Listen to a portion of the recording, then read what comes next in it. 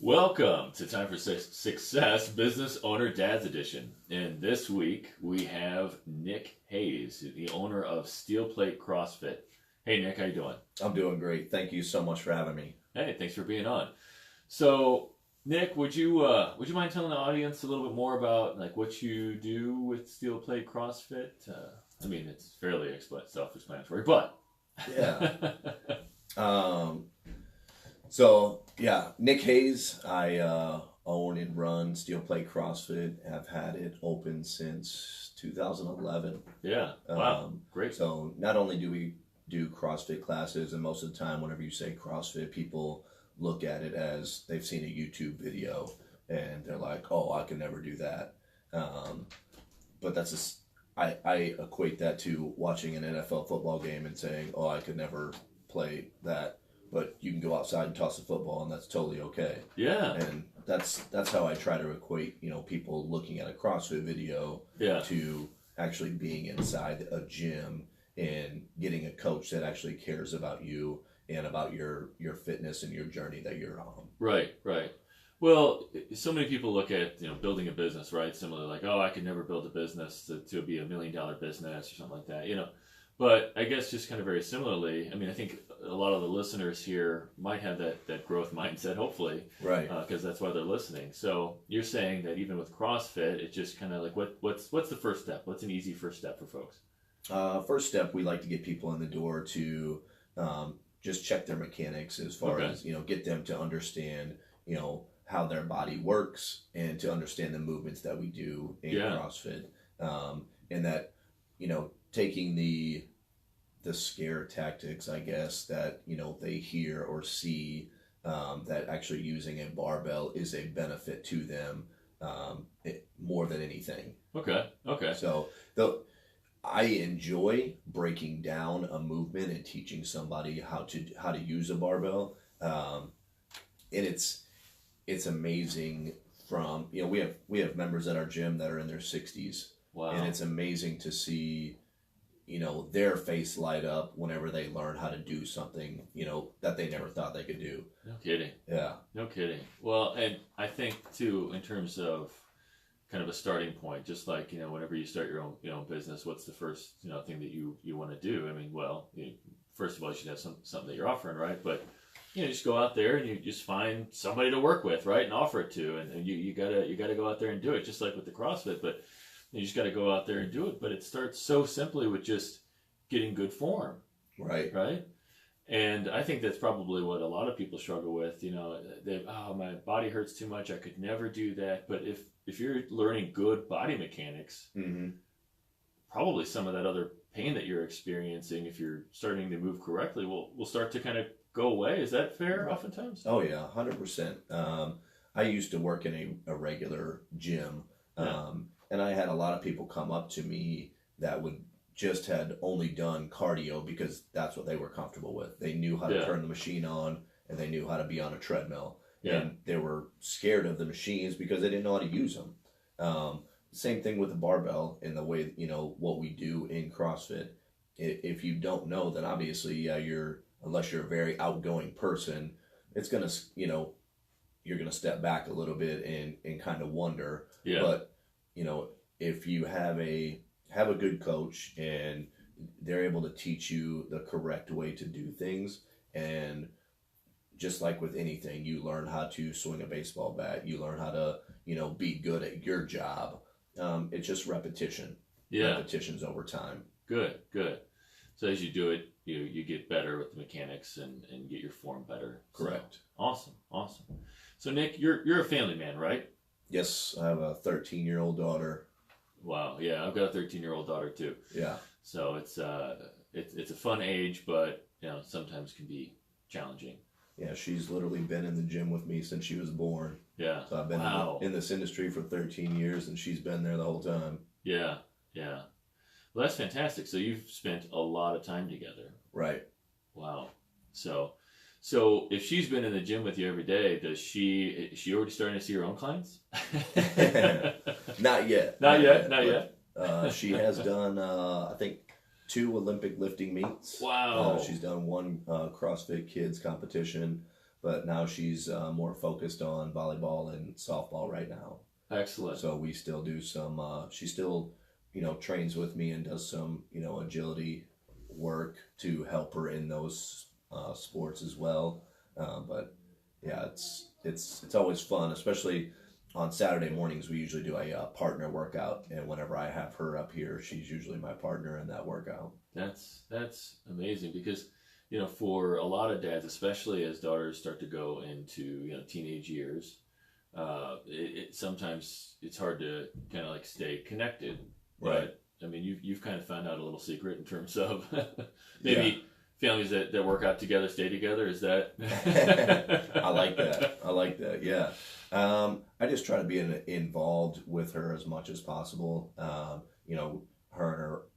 Her mom and I are divorced, so she lives in Southern Illinois. Oh, okay. So she's about 2 hours away from me. So I try to stay connected with her as much as possible, texting her every morning, just saying good morning and letting her know to let her light shine and to love and be kind to others. Just little things like that just to let her know that I care about her and I want her to be the best human that she can be. So staying connected with her is fairly easy every morning if you just send a text message. Right. Yeah. And yeah. Did you typically have some conversation back and forth a lot of days in the mornings? She's not typically a morning person. Right. But just letting her know that her dad has sent something kind to her, that she is loved, and she'll usually send me a little kissy emoji back or tell me that she loves me. So that's usually the best start to my day. That's great. I think that a lot of listeners, they've gone through divorce. I mean, that's a lot of folks. So the kids might be living in two different places, but you're saying, hey, it's as simple as a text message every morning, right? Just to stay connected. Yeah, and it's nice now that we're able to do that. That we have that option to send a text message. Right. We're able to stay connected through that as well. Yeah. So yeah, I mean, I make it a point to be at as many of her games as well. Even if it's a 2 hour drive down, an hour game, and then a 2 hour drive back. I'm usually there for her, which I'm only able to do that with the coaches that surround me at the gym, and I'm able they support what we do there as well. Okay. Yeah, I'd love to hear more about that too. So I just want to dig into that though. So for you, success is that time for your daughter. Right. Right. Absolutely. So how else would you define success for you and your daughter and in life and business and all those different areas? What does that mean for you? I think in general, like what I've tried to teach her growing up is, obviously I'm big in, being kind to make someone smile. So it's, the reason that I got into the fitness industry in general was to be able to help people. And I've always just had a giving heart, and knowing that, I can see somebody's life change from taking less medications to going off medications to losing weight, changing their whole wardrobe because, they don't fit into their old clothes anymore.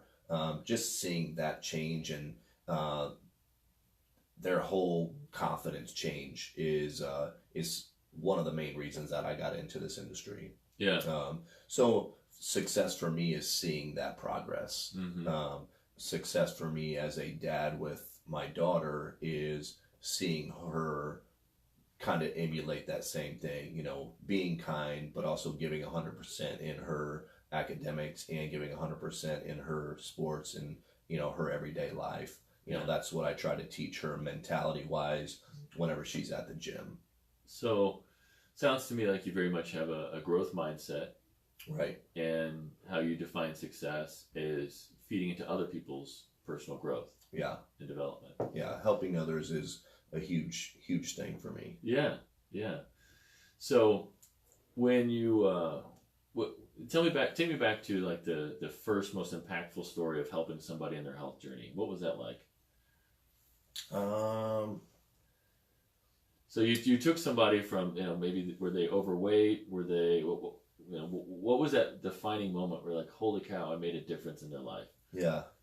I had a lady, two different stories. A lady that I trained that, you know, she was out trying on clothes and just out of the blue sent me a text message saying that, you know, she had got into a size 4 pair of jeans and she hadn't been in those since she was like in her mid-20s, you know. Wow. So it was like 15 years ago. And so she was just super excited, and that like just lit me up. You know, I was super pumped to get that text. And then one other lady, whenever The Biggest Loser, that show was, you know, popular. Yeah. I was involved in a local show around here that I got to train a lady that literally, I'm all about effort and how much effort you put into something. And she worked her butt off the whole time that we trained, up to at one point she was like, you know, and she had the mindset that she wanted to win this competition, and I'm all about winning, so let's go. But we were working out one time and she was like, my teeth hurt. And I was like, what? She was like, you're making my teeth hurt. And I had never heard that before, ever. And still to this day, we laugh about, you know, she'll text me here and there. And it's been 15 years since or not 15 years, but it's been a good 10 years since I've trained her. And she'll text me, and we'll still laugh about that to this day. It's a huge impact that you made on people's lives then. Definitely. Huge. Yeah, she ended up coming in, I believe, second in that competition. So wow. But it was a huge life-changing thing, to where she still just texted me the other day and asked me where to buy some equipment because she was looking to do a gym, you know, kind of a small gym at her house. So 10 years later, I don't train her anymore, but obviously there was an impact there that, you know, is still feeding her. Yeah. Well, if you are helping people to hit their goals, right, and it's changing their lives, then I would imagine that people can't help but remember you and always be thankful for you. So that's amazing. So in terms of opening your own gym, why did you decide to? Are you a little like sadistic or masochistic, or what is it? No. I get asked that a lot. No. Again, it goes back to helping people. I had worked in a regular gym for probably 5 years, and you know, it was coming to the point to where there was no necessarily growth potential where I was at, and. For me, you know, taking it back to the Will Smith videos, you know, of him being a motivational speaker and talking about how you need to get out there, and the only way to do it is to jump. You know, nobody else is going to do it for you. So I took that leap, and my thought process behind it was, you know, do you as an individual, as a trainer, as a coach, have enough faith in yourself to open this facility and to make it successful? And, you know, for me, I've been in, you know, it's been in business since 2011. I've been able to help hundreds of people that, you know, and it's not necessarily a numbers game, but it's, you know, more about, like I said, receiving those text messages, you know, changing people's lives, seeing their confidence be built, and seeing people, especially women, work with a barbell and do a pull-up, because that's probably 99% of women's goals whenever they walk through the door. And I mean, a lot of the times it's men's goals too whenever they're walking through the door, but to see them do an actual strict pull-up, hanging from the pull-up bar and pulling their chin over that barbell or over that bar is awesome to see. Is that kind of like a symbol for a lot of people? Like, if I could just get my chin over once. Right. Oh, it's a huge step. Huge step. Yeah. So you opened your gym, and has it just been a smooth, easygoing ride? Everything just always falling into place? Oh, absolutely. like you wouldn't believe. No, there's always ups and downs, but I've been a pretty laid back individual and a positive individual for a long time. So, you know, I had a biology teacher in high school that said, you know, life's going to be a lot better when you learn to laugh at yourself. Yeah. That's a good one. Yeah, it was, you know, being able to laugh at yourself, learning from things that don't work. You know, it's always an easy ride when things are going right. but whenever things, start to fall or, aren't going the way that you want them to go, are you going to turn it into a positive? Right. So right. It's for me, it's learning that lesson. Yeah. What have you learned from that? Yeah. So that's been a big factor in keeping you going. Right. Just being able to kind of laugh at yourself and be like, oh, okay, well that didn't work. Yeah. So what am I going to do next? Yeah. What else can you do? You can't dwell on it right. But what can you do? If it didn't go right, what can you do to make it better and to learn from that? Yeah. That certain situation. Yeah.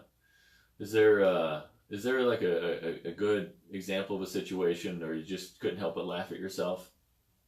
None that I can think of off the top of my head. Yeah.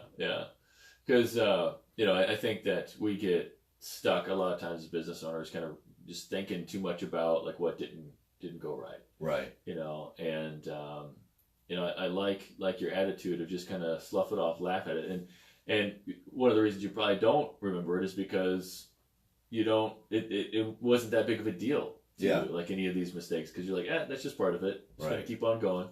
Yep, keep moving forward. Exactly. Yeah, I always I like the saying, be a duck, and people are like, what? I'm like, the water just rolls off that duck's back. Just be a duck. Yeah. Let it roll off your back. Keep moving. Right. That's good. Although underneath the water, they're swimming ferociously, like those little feet are going. Right. But they have to. They're keeping the motion going. So when I want to go back a little bit. You said faith. You said faith in yourself. But how has faith kind of kept you going in general? Because I know that you're a very biblical type person. Yeah. Right? So tell me a little bit more about that. I've always my parents raised our family in church, which I couldn't be more grateful for.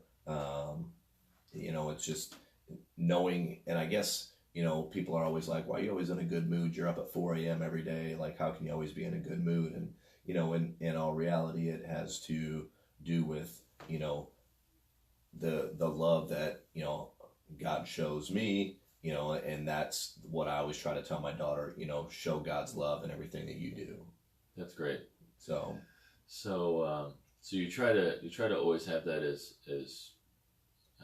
a motivator for you. Right. When you wake up, you're thinking about, like, walk me through that. What does that look like? What are you thinking about in terms of showing God's love? Just being kind, in